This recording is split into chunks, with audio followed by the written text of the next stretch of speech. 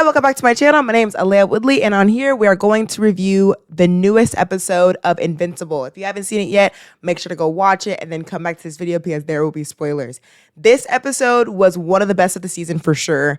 I really love this one, and even though the animation isn't as good as we would like it to be, because we know in 2025 we could do a lot better.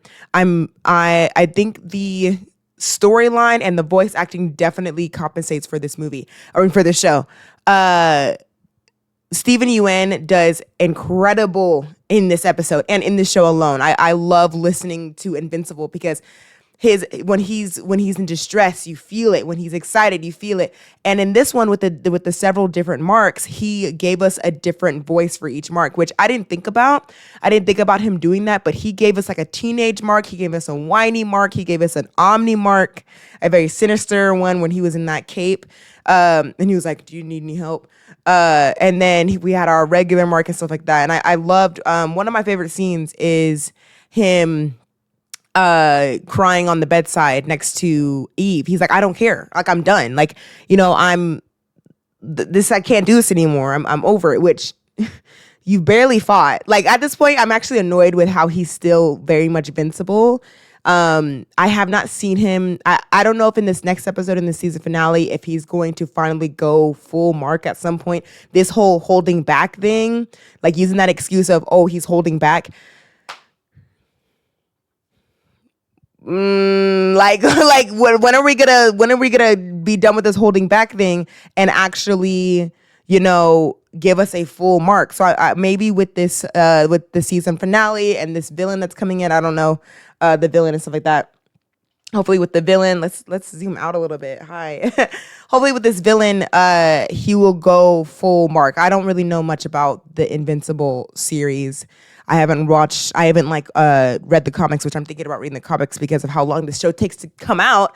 We're on season 3, and I'm like, I just want to know what happens at this point. It's like I'm not as this is so okay. This is what I'm trying to say. The show is so on par with the comics that I just want to read the comics because I just want to go with it. When it comes to Marvel, I can wait for the shows. Wait for the shows and wait for the movies because it's like they're not really going off of a set like timeline with the comics. So, but with Invincible, it seems like they're going straight from page 1 to last page. So I'm like, let me just read it and then watch the show when it comes out because I can't wait another 2-3 years for the show to be over and then to know what happens. But anyways,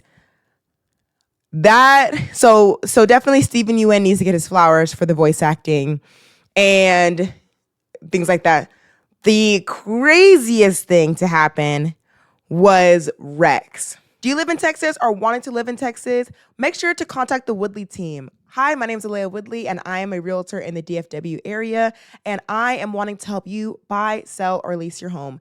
Make sure to follow me on Instagram at Alea Woodley to get more information on how I can help you sell your home, buy your first home, or lease. Thank you so much. So Rex... Rex had his redemption. Oh gosh, what's happening? Okay, sorry. Rex finally had his redemption arc, and I was really excited for. I was really excited for that. I'm not even gonna lie. I really liked him with Ray. I liked how he finally decided to, chill out and be a part of the team. And I did like how he was like, I'm not going to just quit. I'm still a part of the team. This is all I know.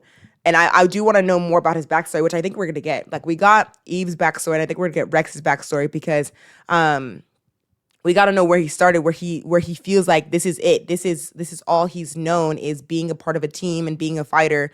And so I want to know how he was raised and how he started at the GDP, I think it is, and the reason why he's the way that he is.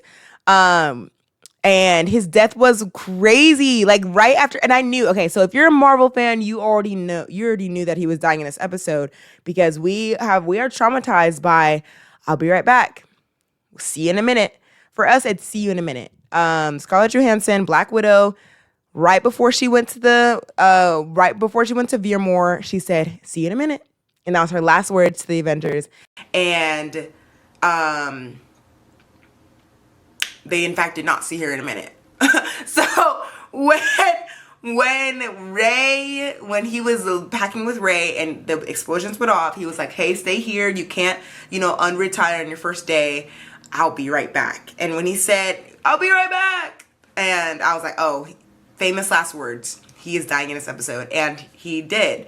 And he was like, my whole skeleton. He blew himself up, and that was cool. But I'm like, right when he finally has a redemption arc, he dies. Why would you do that? Like, that makes no sense. Why doesn't Immortal go? Like, nobody cares about Immortal. Like, Rex had so much more story to go. Like, I understand that in the comics he died and whatever, things like that. But I just feel like he could have died in like season 4. Like he had a little bit more story to tell. Like, he still had something left to tell rather than like this kind of like, he had more to go. I feel like he went too soon. I understand that it was in the comics and like for storytelling purposes and whatever, but he was definitely a good B character that could have had more because he was more in depth. When I think about all the other characters, I think the only other B character that has some depth is Mark's mom. Like, I think she's the only one that has some depth. Maybe the alien, Al has something going. Eve, of course, because she has her own TV show and she has her episodes. But thinking of even William doesn't really have a story.